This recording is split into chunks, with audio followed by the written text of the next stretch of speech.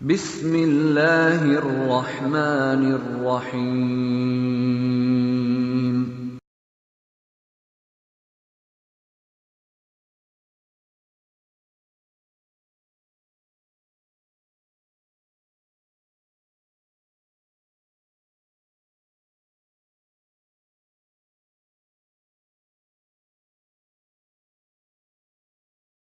قرآن والے نہیں ہیں، ہم قرآن اور حدیث دونوں کے معنی اور غالباً یہ جملے احمد شریف چتوڑ گڑھی کے ہیں اور وہ پکا ٹھکا منکر حدیث کا، اور اس میں کوئی شک نہیں۔ امام بخاری رحمۃ اللہ علیہ تک کو اس نے گالیاں دی اور اسی حال میں اسی عقیدے پر مر گئے۔ ہمیں اپنے اسلاف کے ان کی باتوں کو، ان کے نمونوں کو سامنے رکھنا چاہیے اور ہمیں ان کی روشنی میں اپنے عقائد کی، اپنے اعمال کی، اپنی زندگی کی اصلاح کرنی چاہیے۔ جزاک اللہ۔ ہماری دعوت 3 حصوں پر مشتمل ہے۔ ایک رد ہے جسے آپ رد شرک اور رد بدعت کہتے ہیں۔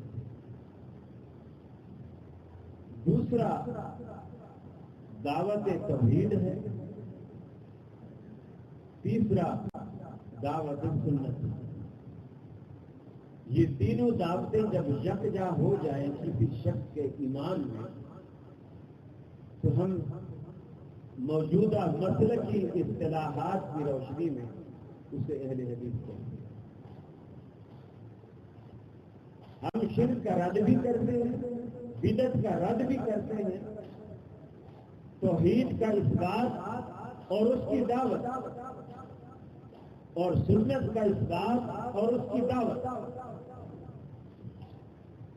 اور یہی ہمارا خاصہ ہے اور یہی وہ وصف ہے جو ہمیں دیگر مسالک سے ممتاز کرتا ہے۔ اللہ نے ہم پر بڑا احسان کیا۔ اس نے انسان بھی بنایا، مسلمان بھی بنایا، مسلمان بھی ایسا جن کو توحید کی نعمت سے نوازا۔ یہ اللہ کا بڑا کرم ہے۔ دنیا میں بڑے لوگ موجود ہیں، ان کے پاس علم ہے، عقل ہے، توحید نہیں۔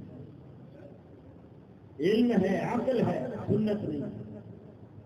تو یہ اللہ رب العالمین کا کرم ہے آپ کی پوری جماعت پر کہ آپ کے پاس یہ ساری نعمتیں موجود ہیں، اور اس کی اہمیت آپ دیکھیے کہ اللہ رب العالمین نے دنیا کے معرض وجود میں آنے سے پہلے اس کا اہتمام کیا اور اپنے نبی کی حیثیت کو واضح کیا کہ دنیا کی کوئی چیز اس کا مقابلہ نہیں کر سکتی عظمت میں، علم میں، تقوی میں، رفعت میں، بلندی میں، شان میں، مرتبے میں۔ اس ہستی کا دنیا میں کوئی دوسری ہستی مقابلہ کرے نہیں۔ اور یہ اتنا بڑا انعام ہے اللہ کا کہ اللہ نے اسے قرآن مجید میں احسان عظیم قرار دیا۔ فرمایا لقد من اللہ علی المؤمنین اذ بعث فیہم رسولا۔ اللہ رب العالمین نے مومنین پر، مسلمانوں پر، ایمان والوں پر ایک بہت بڑا احسان عظیم کیا۔ اذ بعث فیہم رسولا من انفسہم، اللہ رب العالمین نے اپنا آخری تاجدار آسمان سے نہیں اتارا، انہی لوگوں میں سے، انہی قوموں میں سے، انہی افراد میں سے وہ کسی کا بیٹا ہے، کسی کا بھتیجا ہے، کسی کا بھانجا ہے، کسی کا پوتا اور نواسا ہے، وہ کسی کا شوہر ہے، کسی کا باپ ہے۔ اللہ رب العالمین نے انہی میں سے وہ جو لوگ موجود تھے جو اس کی زندگی سے اچھی طرح واقف تھے، اپنا آخری تاجدار بھیجا۔ اِذْ بَعَثَ فِيهِمْ رَسُولًا مِّنْ أَنفُسِهِمْ يَتْلُو عَلَيْهِمْ آيَاتِهِ۔ اس رسول کی پہلی ذمہ داری اللہ رب العالمین کے پاک کلام کو لوگوں کو پڑھ کر سناتے ہیں، اس کی تلاوت فرماتے ہیں۔ یتلو علیہم آیاتہ ویزکیہم، اس قرآن کے ذریعے ان لوگوں کا تزکیہ بھی کرتے ہیں۔ بے شک قرآن پاک شفا ہے، اس میں کوئی شک نہیں، لیکن وہ شفا ہمیں کیسے حاصل کرنی ہے یہ طریقہ آمنہ کا لال بتائے گا، قرآن نہیں بتائے گا۔ بے شک قرآن مجید میں ہے تبیانا لکل شیء، لیکن نبی کریم کو قرآن سے جدا کر دو تو اللہ کی قسم قرآن نے ایک قدم بھی آگے نہیں چل سکتا۔ پورے قرآن مجید میں دیکھیے قرآن کہتا ہے اقیموا الصلاۃ وآتوا الزکاۃ، نماز کو قائم کیجئے، زکات کو ادا کیجئے۔ لیکن قرآن سے پوچھیے قرآن تو اللہ کا کلام ہے، تیرے اندر رب العالمین نے ہر چیز تفصیل لکل شیء، ہر چیز کی توضیح و تفصیل بیان فرما دی ہے۔ تو مجھے بتا میں نماز کیسے پڑھوں؟ الحمد سے لے کر والناس تک پورے قرآن مجید میں آپ کو طریقہ نماز نہیں ملے گا۔ آپ اللہ رب العالمین سے پوچھے الہ العالمین، قرآن کہتا ہے زکات دیجیے، یہ زکات کیا چیز ہے؟ اس کے معنی صرف تزکیہ ہے، مال کی تطہیر مراد ہے۔ تو مال کی تطہیر کیسے کی جائے؟ کتنے نصاب پر زکات فرض ہو جاتی ہے، کتنے پیسوں میں سے کتنا پیسہ زکات کے لیے نکالا جائے؟ قرآن مجید خاموش ہے۔ قرآن مجید کہتا ہے تم الحج والعمرۃ للہ، فرمایا حج اور عمرے کو اللہ رب العالمین کے لیے ادا کیجیے۔ لیکن قرآن مجید سے پوچھو میں حج کیسے کروں؟ احرام کس چیز کا نام ہے؟ کس کپڑے کا نام ہے؟ میقات کس چیز کا نام ہے؟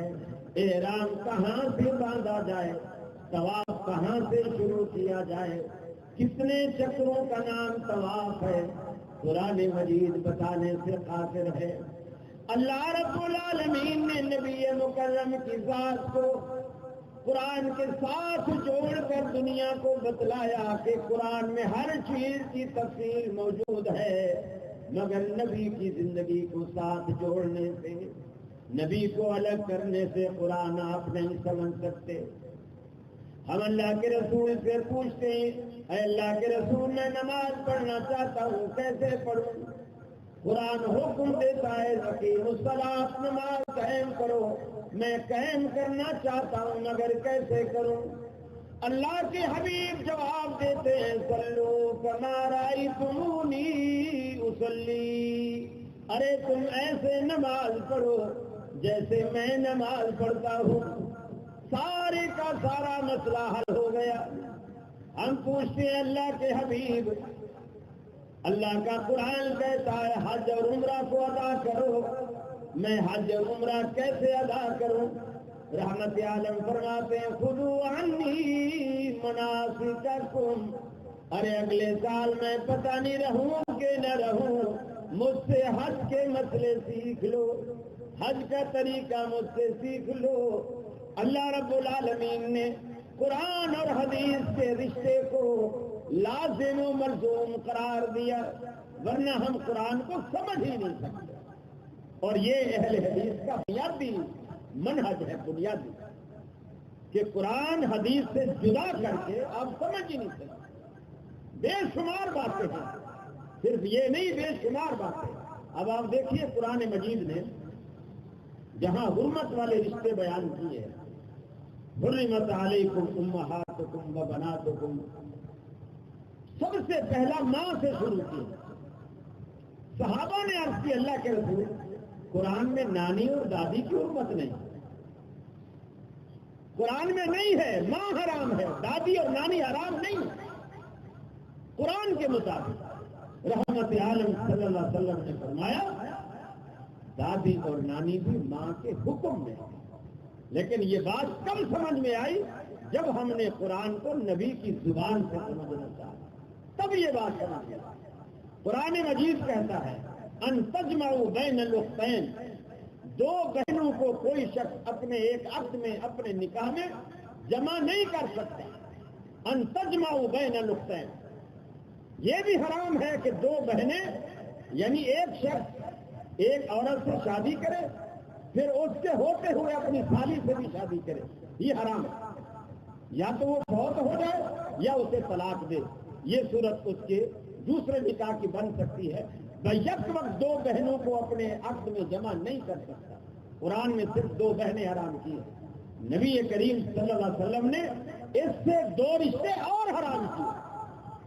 فرمایا پھوپھی اور بھانجی، بھتیجی، پھوپھی اور بھتیجی یہ بھی ایک رشتے میں جمع نہیں کر سکتے. اور اسی طرح خالہ اور بھانجی یہ بھی ایک رشتے میں جمع نہیں کر سکتے. اور پورے قرآن مجید میں اس رشتے کی کوئی حرمت نہیں. اللہ رب العالمین نے رسول کو اس لیے قرآن کے ساتھ جوڑا ہے تاکہ میری مخلوق کو قدم قدم پر میرے رسول کی ضرورت محسوس ہوتی رہے. اگر اللہ سب کچھ ہی قرآن میں بیان کر دیتا، رسول کو کون پوچھتا؟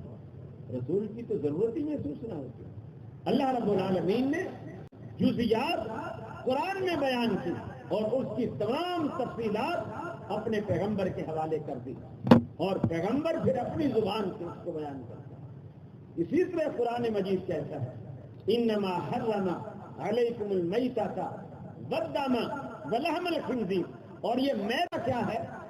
ہر وہ جانور جسے آپ تکبیر نہیں پڑھتے، تکبیر پڑھے بغیر وہ مر جاتا ہے، آپ اسے ذبح نہیں کرتے اور وہ ایسے مر جاتا ہے، وہ حرام ہے. لیکن آج تک مسلمان مجھے بتائیں کبھی آپ نے مچھلی ذبح کر کے کھائی ہے؟ کھائیے مچھلی ذبح کر کے؟ نہیں کھائی. ڈر رہے ہیں کسی کو پولیس آ جائے. مچھلی ذبح کر کے کبھی کھائی ہے؟ نہیں، ہمیشہ بغیر ذبح کے کھاتے ہیں. اور قرآن کے مطابق یہ حرام کھا رہے ہیں. اللہ کے نبی فرماتے ہیں کہ اللہ نے دو موقع تم پر حلال کیے. اس میں سے ایک مچھلی ہے، ایک ٹڈی ہے جو فصلوں کو کھاتی ہے. کسی زمانے میں ایوب دور میں بڑی آیا کرتی تھی. اب اللہ نے اس عذاب سے، اس مصیبت سے ہمیں نجات دے دی کہ اس کا سر بس کاٹ کے ایسے پھینکو، باقی چیز اس کی بھونو اور بھون کے کھا جاؤ، جیسے کراچی میں جھینگا کھاتا ہے. تقریباً اسی سے ملتی جلتی وہ چیز ہوتی ہے اور اسی کے طرح کا اس کا ٹیسٹ اور مزہ اور ذائقہ ہوتا ہے. اللہ نے حلال کیا. اسی طرح بدکم خون اللہ نے حرام کیا ہے. جو اللہ تبارک و تعالیٰ کے رسول نے فرمایا اللہ نے دو خون تم پر حلال کیے. ایک کلیجی، یہ جمے ہوئے خون ہے، ایک کلیجی اور ایک تلی. اللہ نے دو خون تم پر حلال کیے. تو جب تک قرآن مجید کو نبی کے ساتھ نہیں جوڑیں گے قرآن مجید سمجھ نہیں آتا. یہ ہماری منہجی بات ہے، یہ ہمارا منہج. قرآن کی تفہیم کے لیے حدیث رسول کا ساتھ ہونا ضروری ہے. اور یہی حیثیت اللہ رب العالمین نے اپنے رسول کی بتلائی. یتلو علیہم آیاتہ ویزکیہم. قرآن مجید کی تلاوت کر کے تو رسول اپنی یہ ذمہ داری ادا کرتا ہے. وَيُزَكِّيهِمْ، اور ان کا قرآن کے ذریعے تزکیہ بھی کرتا ہے. قرآن مجید کو صرف سنانا، امت تک قرآن مجید کا صرف پہنچانا پیغمبر کی ذمہ داری میں شامل نہیں ہے، بلکہ اس سے بڑھ کر وَيُعَلِّمُهُمُ الْكِتَابَ وَالْحِكْمَةَ قرآن کی تعلیم دینا بھی پیغمبر کی ذمہ داری میں شامل ہے، اور حکمت کی تعلیم دینا بھی پیغمبر کی ذمہ داری میں شامل ہے۔ اور یہ حکمت ہوئی ہے جو نبی کریم صلی اللہ علیہ وسلم کی 23 سالہ دور نبوت کی زندگی ہے، یہ پوری کی پوری حکمت سے لبریز ہے، حکمت سے بھری ہوئی ہے، اور آپ اس سے جو ہے قرآن مجید کا استفادہ کریں۔ اور نبی کا یہ اتنا بڑا اونچا منصب ہے کہ دنیا کے وجود میں آنے سے پہلے اللہ تعالیٰ نے عالم ارواح میں ہم سب سے عہد و پیمان لیا۔ فرمایا وَإِذْ أَخَذَ اللَّهُ مِيثَاقَ النَّبِيِّينَ لَمَا آتَيْتُكُم مِّن كِتَابٍ وَحِكْمَةٍ۔ اے دنیا والو، وہ پل یاد کرو، وہ لمحہ یاد کرو جب اللہ رب العالمین نے دنیا کے وجود میں آنے سے پہلے عالم ارواح میں تمام انبیاء کی روحوں کو رب العالمین نے جمع کیا، اور روحوں میں اللہ رب العالمین نے قرارداد پیش کی، قرارداد ان پیغمبروں سے پاس کروائی۔ اللہ رب العالمین کو کسی بھی چیز کو نافذ کرنے کے لیے کسی کی اجازت کی، کسی قرارداد منظور کرانے کی ضرورت نہیں ہے، لیکن اس ہستی کی عظمت کو واضح کرنے کے لیے، اس کی شان و شوکت کو، اس کے مقام و مرتبے کو دنیا پر واضح کرنے کے لیے رب العالمین نے یہ طریقہ کار اختیار کیا۔ تمام انبیاء کی روحوں کو جمع کرنے کے بعد ان سے ان کے سامنے ایک بات رکھی، میں تمہیں دنیا میں بھیجوں گا، لما آتیتکم من کتاب و حکمہ، میں تمہیں دنیا میں بھیجوں گا، تم دنیا میں میرے نمائندہ بن کر جاؤ گے، میں تمہارے سروں پر رسالت اور نبوت کے تاج بھی سجاؤں گا، کسی کو زبور عطا کروں گا، کسی کو انجیل عطا کروں گا، کسی کو تورات عطا کروں گا، کسی کو صحائف عطا کروں گا، لیکن ان سارے طریقہ کار کے بعد ثم جاءکم رسول مصدق لما معکم، پھر ہمارا آخری تاجدار جو تمہاری تصدیق کرے گا، تمہاری کتابوں کی تصدیق کرے گا، تمہاری شریعتوں کی تصدیق کرے گا، تمہاری نبوتوں کی تصدیق کرے گا، لیکن وہ اگر آ جائے مصدق لما معکم، وہ تصدیق کرنے والا آخری تاجدار ہمارا تمہارے پاس آ جائے، لَتُؤْمِنُنَّ بِهِ وَلَتَنْصُرُنَّهُ، تم ضرور بے ضرور اس کے ساتھ ایمان بھی لاؤ گے، ایمان بھی لاؤ گے، نصرت و تائید بھی کرو گے، اس کے آنے کے بعد تمہاری شریعتیں بند ہو جائیں گی، اس کا نفاذ ختم ہو جائے گا، پھر وہ آخری تاجدار آئے گا، وہ قرآن کو پیش کرے گا، اپنی زندگی کو تمہارے سامنے پیش کرے گا، اس وقت تم پر تمہاری شریعت پر عمل نہیں ہوگا بلکہ اس پیغمبر کی شریعت پر عمل ہوگا، لَتُؤْمِنُنَّ بِهِ وَلَتَنْصُرُنَّهُ، پھر تم نے ایمان بھی لانا ہے، اس کی نصرت و تائید بھی کرنی ہے۔ یہ اقرار، یہ قرارداد پیش کر کے رب العالمین نے فرمایا قَالَ أَقْرَرْتُمْ وَأَخَذْتُمْ عَلَى ذَلِكُمْ مِصْرِي، کیا تم نے میرے عہد و پیمان کو مان لیا؟ تم بھی اس سے متفق ہوتے ہو کہ نہیں ہوتے؟ قالوا اقررنا، سب نے کہا الہ العالمین ہم نے تسلیم کر لیا۔ قال فاشهدوا وانا معكم من الشاهدين، تم بھی گواہ بن جاؤ، میں بھی تمہارے ساتھ گواہ بن جاتا ہوں۔ گویا اللہ رب العالمین نے دنیا میں آنے سے پہلے انبیاء کو یہ بات انبیاء سے پاس کروائی اور منوا لی کہ ایک آخری تاجدار آئے گا، اگر وہ تمہارے ہوتے ہوئے آ جائے تو اس وقت تمہاری کتابیں، تمہاری شریعتیں، تمہاری نبوتیں تمہاری رسالتیں سب کچھ منسوخ ہو جائیں گی اور وہ ناسخ ہوگا، اور تم نے ایمان بھی اس کے ساتھ لانا ہے اور نصرت و تائید بھی اس کے ساتھ کرنی ہے۔ اب میں آپ سے سوال کرتا ہوں، ماشاءاللہ لودرا میں آپ بھی مجھے پڑھے لکھے معلوم ہو رہے ہیں الحمدللہ، اور تقریباً اب معاشرہ پڑھا لکھا ہے، اب بریلویت اتنا نہیں پنپتی ہے، لوگ سنتے ہی پروگرام سمجھ جاتے ہیں کہ یہ کیا کہہ رہا ہے، کہاں سے بول رہا ہے۔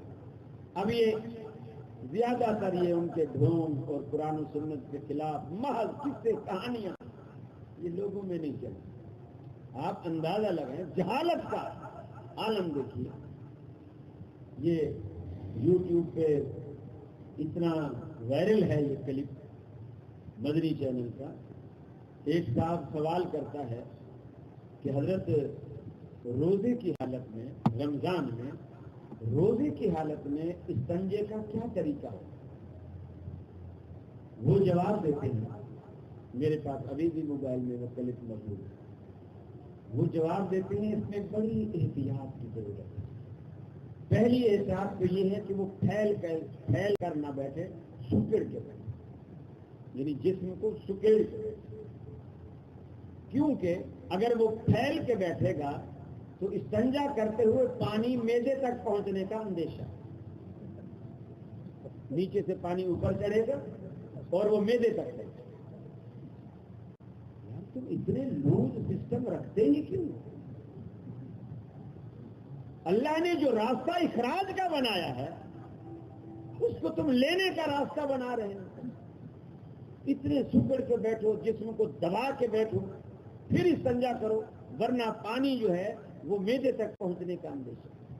لوگ نہیں سمجھتے، اور لوگوں کو کس قدر بد اخلاقی کی تعلیم دے رہے ہیں اور ذہن اتنے گھٹیا ان کے بنا رہے ہیں۔ ایک مدنی تکیہ نکالا، آپ نے سنا ہے کہ مدنی تکیہ ہے، چھوٹا سا ہے، اس کا نام ہے مدنی تکیہ، ہرے رنگ کا ہے۔ جب بھی موٹر سائیکل پر دو بندے بیٹھے اس تکیے کو اپنے درمیان میں رکھیں، اس کا نام ہے مدنی تکیہ۔ اب ان کی اخلاقی پستی کا حال دیکھیے، یہ اخلاقی پستی ہے، اور الحمدللہ اہل حدیث جب بھی بات کرے گا قرآن و سنت کی نصوص پہ کرے گا، یہاں عقل وغیرہ نہیں چلتے۔ آپ اندازہ لگائیں، حضرت عمر کا دور خلافت ہے، حضرت عمر کے دور خلافت میں ایک صاحب بڑے غصے میں حضرت عمر کے دفتر میں آتا ہے اور آ کر کے حضرت زید بن ثابت رضی اللہ تعالی عنہ کی شکایت کرا۔ وہ شخص مسجد نبوی سے ہو کر آیا ہے، حضرت عمر کے دفتر میں آیا ہے، اور آتے ہی کہتا ہے ھذا زید بن ثابت یؤتی الناس بالرأی فی المسجد، یہ مسجد کے اندر بیٹھا ہے، لوگوں کو فتوے دیتا ہے اور اپنی رائے سے دیتا ہے۔ یہ صحابی اس بات کو نوٹ کر کے آتا ہے کہ مسجد نبوی کے اندر رائے اور اپنی رائے سے فتوے دیے جا رہے ہیں۔ اے عمر، آپ کے دور خلافت، اور وہ فتویٰ بھی کس چیز کے بارے میں ہے؟ فی الغسل من الجنابۃ، وہ غسل جنابت کے حوالے سے کیا فتویٰ دیا اس نے؟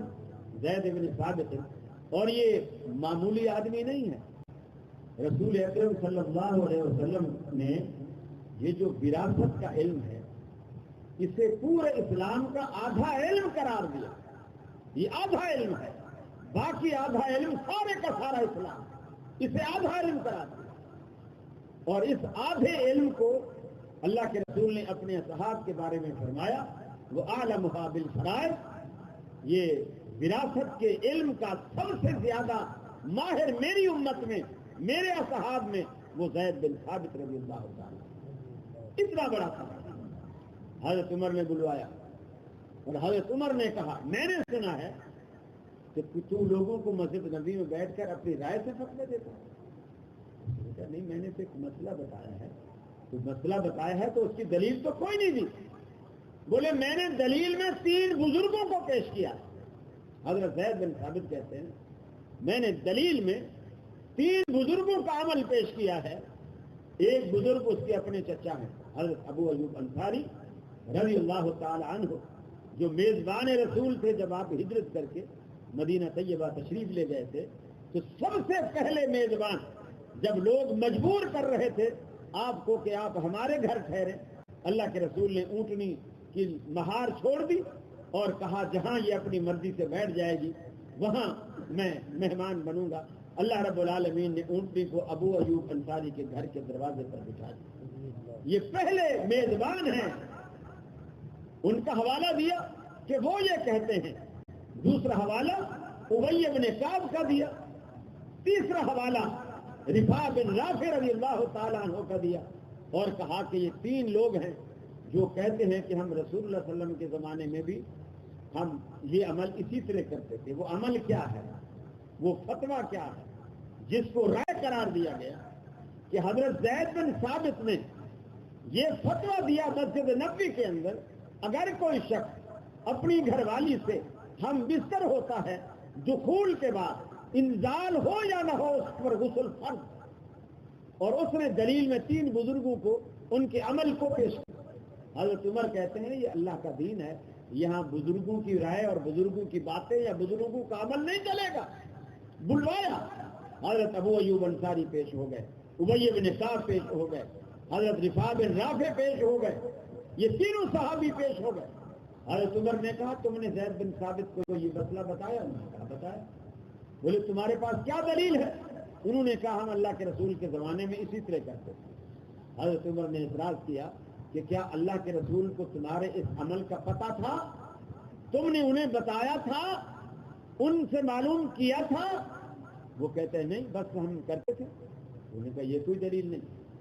حضرت عمر نے منادی کرائی، مارکیٹیں بند ہو گئی، مسئلے کی تحقیق ہو رہی ہے، سارے مہاجر جمع ہو گئے، انصار جمع ہو گئے، اور یہ سارے جب جمع ہو گئے، اعلام الموقعین میں امام ابن قیم رحمۃ اللہ علیہ نے بڑی تفصیل سے اس واقعے کو لکھا۔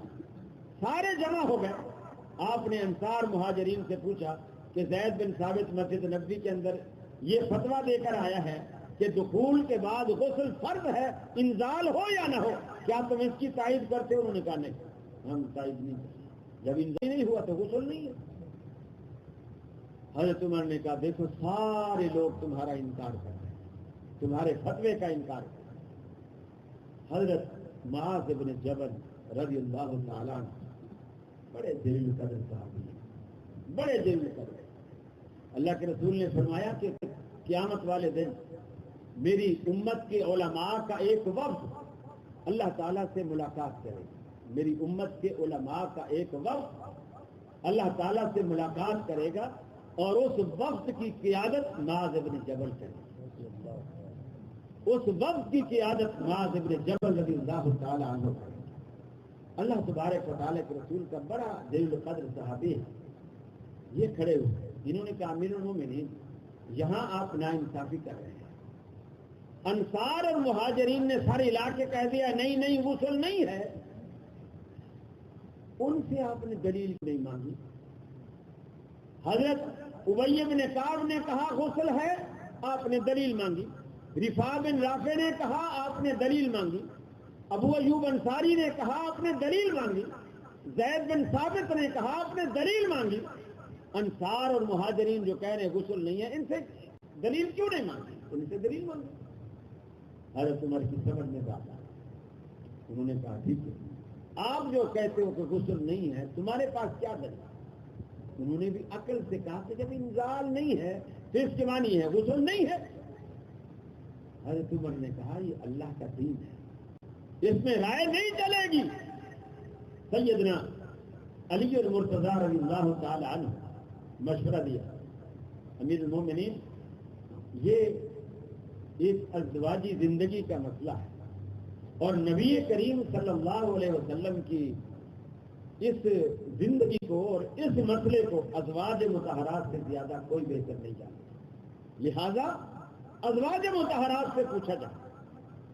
چنانچہ حضرت ابو قریب رضی اللہ تعالی عنہ انہیں بھیجا گیا، یہ حضرت ابن عباس رضی اللہ تعالی عنہ کے غلام بھی ہیں، انہیں بھیجا گیا اور حضرت عمر نے سب سے پہلے انہیں اپنی بیٹی حضرت حفصہ کے پاس دیا، کیونکہ حضرت حفصہ بھی رسول اللہ صلی اللہ علیہ وسلم کے عقد میں تھی اور ام المؤمنین تھی. بھیجا کہ اس بارے میں اللہ کے رسول کا کوئی عمل ہمیں بتلا. انہوں نے لا علمی کا اظہار کیا. دیکھیے یہ بھی ایک مسئلہ ہے. اگر آپ کو مسئلہ معلوم ہے آپ بتا دیں، اگر معلوم نہیں ہے تو آپ، یہ بھی ایک علم ہے کہ آپ کہیں مجھے معلوم نہیں. اس میں کوئی حقیقت والی بات نہیں، کوئی شان نہیں گھٹتی. یہ نہیں ہے کہ اب سامنے والے بندے نے کہا کہ حضرت میں لندن سے، کسی نے مجھے آپ کا نمبر دیا تھا اور کہا تھا کہ بس وہی بتائیں گے کہ اصحاب کہف کے کتے کا رنگ سفید تھا یا کالا تھا، نیلا تھا یا پیلا تھا، کیسا تھا، وہ بس قاری خلیل ہی بتائے. میں نمبر لے کر آپ کے پاس آیا ہوں، آپ بتائیے اصحاب کہف کے کتے کا رنگ کیسا ہے. میں نے لندن سے بندہ آیا ہے، میرا فون نمبر لے کر آیا ہے، مجھ سے پوچھ رہا ہے، گویا لندن والوں نے اس کا ذہن بنایا ہے. پاکستان میں سب سے بڑا عالم ہی میں ہوں، میرے سوا کوئی جانتا ہی نہیں ہے. اب میں تو پھول جاؤں گا. اب میں پھول گیا. اب میں نے یہ نہیں کہا کہ قرآن و سنت میں اس کا رنگ کوئی ذکر ہی نہیں. کتے کا ذکر ہے، اس کتے کی رنگت کا کوئی ذکر نہیں. سفید تھا، کالا تھا، کس طرح کا تھا. اب میں کہہ دوں جی وہ سفید تھا یا کہہ دوں کالا تھا، یہ دیانتداری نہیں ہے، یہ خیانت ہے. مسئلہ معلوم نہیں کہہ دو کہ معلوم نہیں. حضرت حفصہ نے کہا مجھے معلوم نہیں اور میرا گمان ہے اس مسئلے کو آپ عائشہ سے پوچھیں. چنانچہ ابو قریب رضی اللہ تعالیٰ عنہ کو حضرت عائشہ کے پاس بھیجا گیا. حضرت عائشہ نے اس مسئلے کا حل پیش کیا کہ اللہ کے رسول نے فرمایا دونوں کی شرمگاہیں جب باہم مل جائیں اور ایک کی غائب ہو جائے تو فرمایا اس وقت غسل فرض ہے، چاہے انزال ہو یا نہ ہو. یہ مسئلہ دے کر مجمع میں آتا ہے، مجمع سارا انتظار کر رہا ہے. مسئلہ بتایا گیا. کیا انصار کیا مہاجرین سب کہتے ہیں زید بن ثابت رضی اللہ تعالیٰ عنہ کا فتویٰ بالکل درست ہے، ہم ماننے کو تیار ہیں. اس لیے کہ پہلے صرف زید بن ثابت کی رائے تھی، اب اس کی رائے کی تائید محمد الرسول اللہ صلی اللہ علیہ وسلم کے فتوے نے کر دی. لہذا یہی ہماری دعوت ہے کہ آپ کسی بھی اختلاف کی صورت میں اس کے اختلاف کا حل یا تو قرآن سے تلاش کریں یا نبی کریم صلی اللہ علیہ وسلم کے فرمان سے تلاش کریں. یہی ہماری ایک دعوت ہے. حضرت رسول اکرم صلی اللہ علیہ وسلم کے گھر میں ام سلمہ میں خاتون آتی ہے.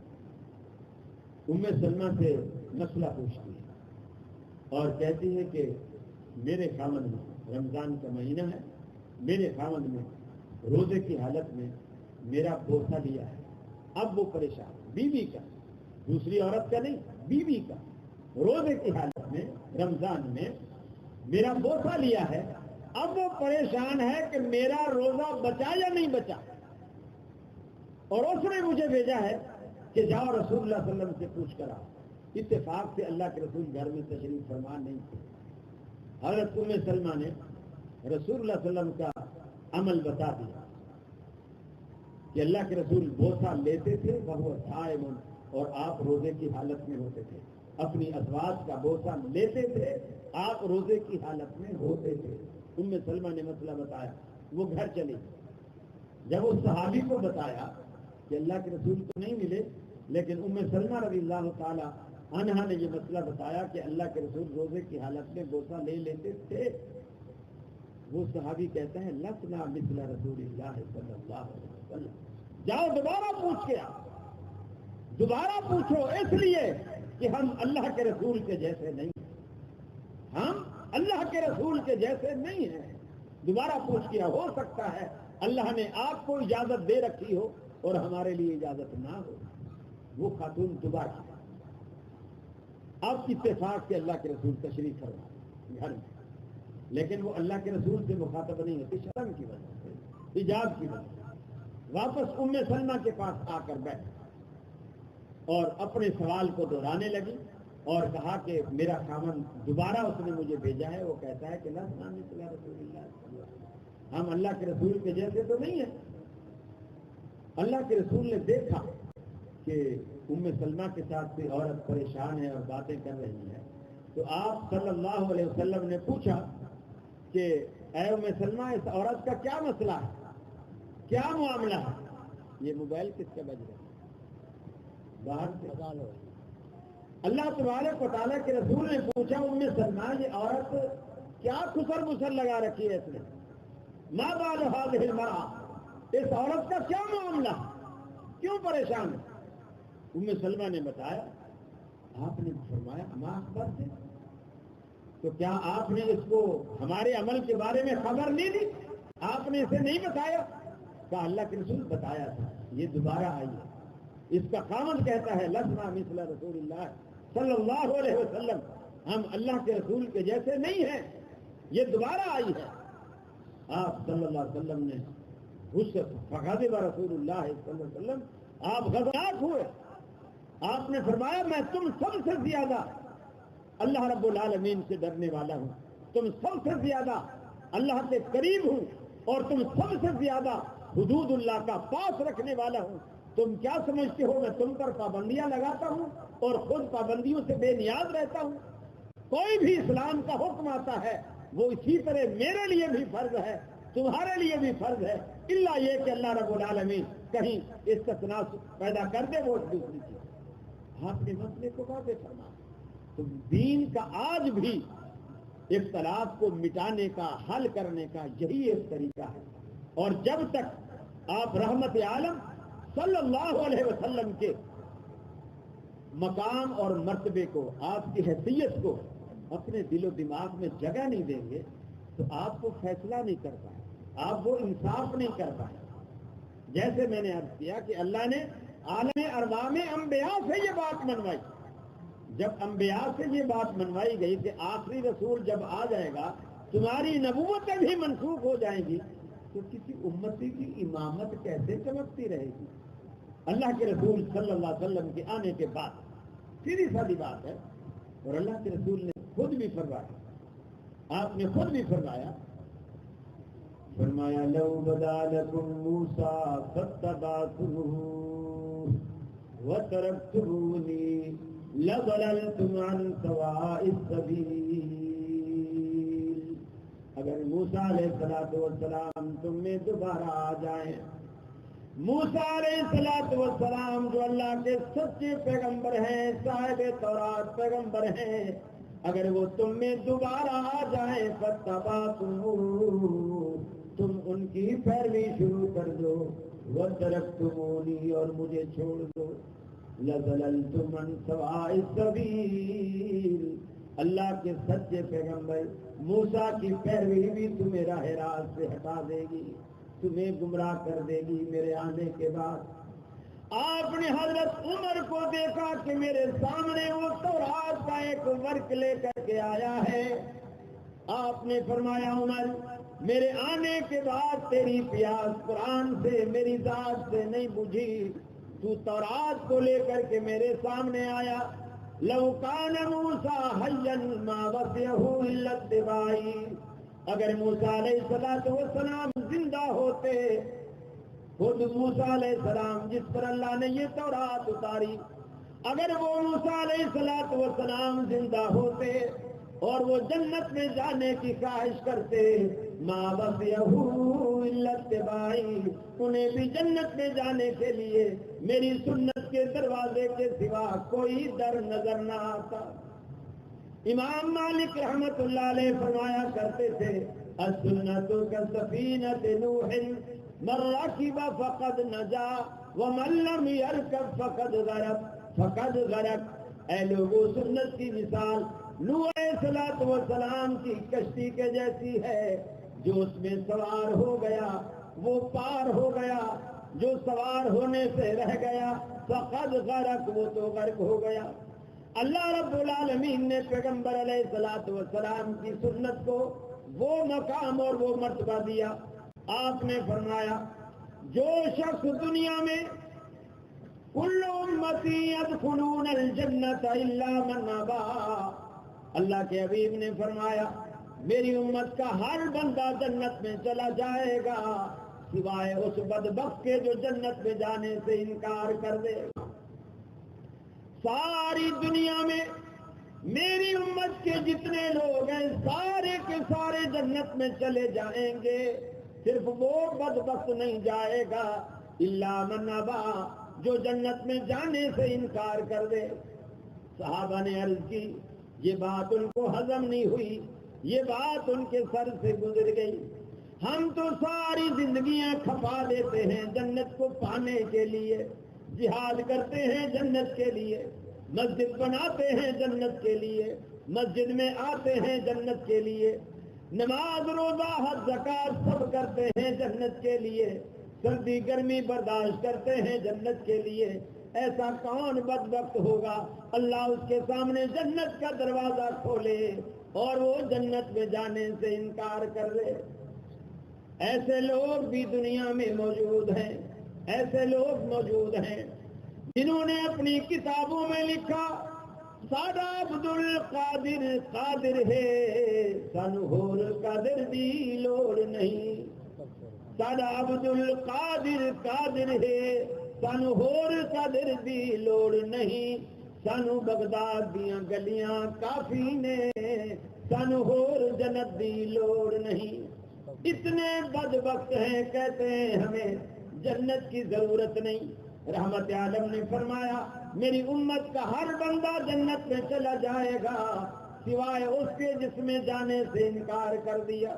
کل صحابہ نے پوچھا یا رسول اللہ ایسا بدبخت کون ہو سکتا ہے؟ آپ نے فرمایا من نطانی دخل الجنہ ومن عصانی فقد ابا، جس نے میری اطاعت اور فرما برداری کی وہ تو جنت میں چلا جائے گا، جس نے میری نافرمانی کی وہ جنت میں جانے تو دور کی بات ہے، گویا اس نے جنت میں جانے سے انکار کر دیا۔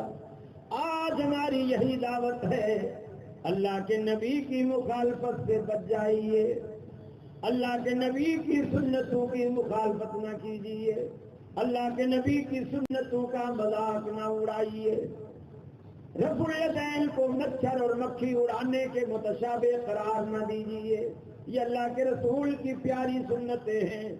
آمین کا مذاق نہ اڑائیے کہ مسجد میں شور مچانا ہے۔ اللہ کے رسول فرماتے ہیں بڑی بڑی باتوں پر رحمت عالم صلی اللہ علیہ وسلم نے ایک اجر رکھا، اس کا بیان فرمایا جو شخص رمضان کے روزے رکھے من صام رمضان ایمانا واحتسابا غفر له ما تقدم من ذنبه، اگر کوئی شخص رمضان کے روزے حالت ایمان میں اللہ کو خوش کرنے کے لیے رکھتا ہے اللہ اس کے گزشتہ سارے گناہ معاف فرما دیتا ہے۔ اللہ نے عمل میں پھر کمی فرمائی لیکن اجر میں کمی نہیں فرمائی۔ فرمایا من قام رمضان ایمانا واحتسابا غفر له ما تقدم من ذنبه، جو رمضان کی تراویحاں پڑھتا ہے اللہ اس کے بھی گزشتہ سارے گناہ معاف فرما دیتا ہے۔ اللہ نے پھر عمل میں کمی فرما دی اجر میں کمی نہیں فرمائی۔ فرمایا من قام لیلۃ القدر ایمانا واحتسابا غفر له ما تقدم من ذنبه، جس نے صرف ایک رات لیلۃ القدر کی عبادت کی، ایک رات گزار دی اللہ کے حضور سجدہ ریز ہو کر دستے سوال اٹھا کر اپنی جھولی پھیلا کر ندامت کے دو اشک بہا کر اللہ رب العالمین کے حضور اس نے ایک رات بتا دی، غفر له ما تقدم من ذنبه، اللہ اس کے گزشتہ سارے گناہ معاف فرما دیتا ہے۔ اللہ نے عمل میں محنت میں پھر کمی فرما دی لیکن اجر میں کوئی کمی نہیں کی۔ اہل حدیثو تمہیں مبارک ہو، اللہ کے رسول نے فرمایا اذا قال الامام غیر المغضوب علیہم ولا الضالین، جب امام غیر المغضوب علیہم ولا الضالین کہتا ہے آپ نے صحابہ سے کہا قولوا آمین، تم آمین کہا کرو، کیوں؟ فإنه من وافق تأمینه تأمین الملائکۃ غفر له ما تقدم من ذنبه، اس لیے کہ جب دنیا میں تم آمین کہتے ہو اللہ کے فرشتے آسمانوں پر آمین کہتے ہیں، جس کی آمین فرشتوں کی مضامین کے موافق آ گئی، اللہ اس بندے کے گزشتہ سارے گناہ معاف فرما دیتا۔ اللہ رب العالمین کے پیغمبر نے چھوٹے چھوٹے عملوں پر بڑے بڑے اجر بتلائے۔ سنتوں کا مذاق نہ اڑائیے، میاں یہ تو عورتوں کی طرح سینے پر ہاتھ باندھتے ہیں، اگر تمہاری عورتیں سنت کے مطابق نماز پڑھتی ہیں ان کا مذاق نہ اڑاؤ۔ سیدھی اور سچی اور کھری بات ہے، جب بھی کسی کی محبت پیدا ہوتی ہے ہمیشہ دل میں ہوتی ہے۔ اللہ کی محبت، ماں کی محبت، بہن کی محبت، بیٹی کی محبت ہمیشہ دل میں ہوا کرتی ہے، پیٹ میں محبت نہیں ہوتی۔ پیٹ تو نرا گلاسوں کا مرکز ہے، اور آدمی جب نماز میں کھڑا ہوتا ہے 15 منٹ کے لیے، 10 منٹ کے لیے، دکان پہ پیٹ کے لیے بیٹھتا ہے، کچن پیٹ کے لیے کرتا ہے، ہل پیٹ کے لیے چلاتا ہے، باغ کی دیکھا بھالی پیٹ کے لیے کرتا ہے، اب 10 منٹ کے لیے مسجد میں آیا ہے، بندے اب تو پیٹ چھوڑ دے، وہی سب کے پیٹ بھرنے والا ہے، تیرا بھی بھرے گا۔ دل تھام کے خدا کو یاد کرو، اور دل حنفی کا ہو، شافی کا ہو، مالکی کا ہو، حنبلی کا ہو یا اہل حدیث کا ہو، عورت کا ہو یا مرد کا ہو، دل سب کا سینے میں۔ اسی لیے اہل حدیث سینے پہ ہاتھ باندھ کر دل تھام کے خدا کو یاد کرو، اس لیے کہ نماز پڑھنا بھی دل گردے کا کام ہے۔ یہ دل گردے کا کام ہے، ہر کوئی نہیں ایسا کرتا۔ جیسے موسیٰ علیہ السلام نے رسول اللہ صلی اللہ علیہ وسلم کو چکر لگوائے تھے نا، پھر 10 معاف ہو گئی، پھر چکر لگوائے، پھر 10 معاف ہو گئی، پھر چکر لگوائے، اسی طرح باقی 5 رہ گئے۔ پھر کہا، اللہ کے رسول نے فرمایا مجھے شرم آتی۔ آپ میں سے کچھ صاحب بیٹھے ہوئے مجمع میں جب مولوی صاحب نے بیان کیا، کہنے گئے اللہ تعالیٰ کرے موسیٰ کا تھوڑی سی ضد اور کر کے ایک چکر لگوا لیتے نا، جان چھوٹ جائے۔ یہ بڑا دل گردے کا کام ہے، لیکن اللہ تبارک و تعالیٰ کے رسول صلی اللہ علیہ وسلم نے جو اپنی زندگی ہمارے سامنے پیش کی ہے، ہم لوگوں کو اسی کی دعوت ہے۔ ہم نہ رسول کو اپنے جیسا سمجھتے ہیں، نہ اپنے ماں باپ جیسا رتبہ دیتے ہیں، ہم یہ کہتے ہیں کائنات میں اللہ نے ان جیسا دوسرا بنایا ہی ہے۔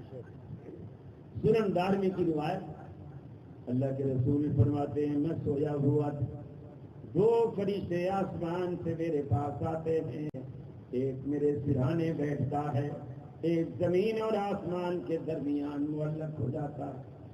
معلق فرشتہ اپنے ہاتھ میں ترازو کا دستہ پکڑ کر اس کے پلڑے زمین پہ لٹکا دیتا ہے، اور مجھے ایک پلڑے میں رکھا جاتا ہے، دوسرے پلڑے میں کسی اور کو رکھا جاتا ہے، وہ ترازو کو اٹھاتا ہے۔